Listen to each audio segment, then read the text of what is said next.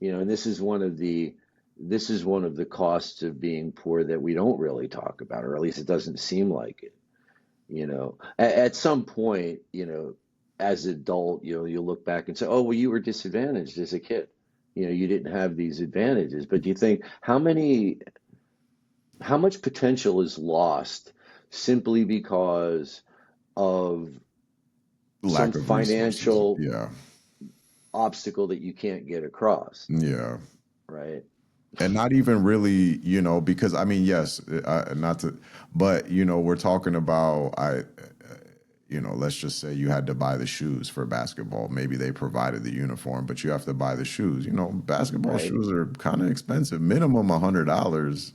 But they can go upwards of $200. Depending on what shoes you buy. Because you also don't want to, you don't want to buy Payless shoes to play like real basketball in. Like you're gonna tear them up in 2 weeks, if that. So there's that. Yeah. Whereas it's like, yeah, 150 doesn't seem like that. It's not a lot of money in the grand scheme of things, but it can be when you're poor and you're living paycheck to paycheck. Well, that's the psychological cost. It's like when you've been there, Mark, all right, Yeah. and I've been there, and you know what it's like when you're walking around all the time, like 24 hours a day. If you're awake, you're always doing these calculations in your head, Right. right?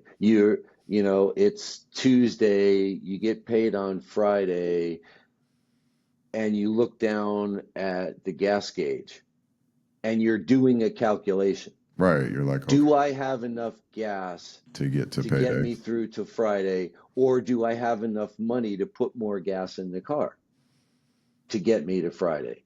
Or what the hell am I doing? I better park because I don't have enough money to put gas in the car. And if I just drive around because I'm bored, I'm not going to have enough gas to get to work, Right. right? And you make those decisions. You walk in, you're hungry. You look at the menu on the wall behind the counter, Yeah. and you're not thinking, what do I want?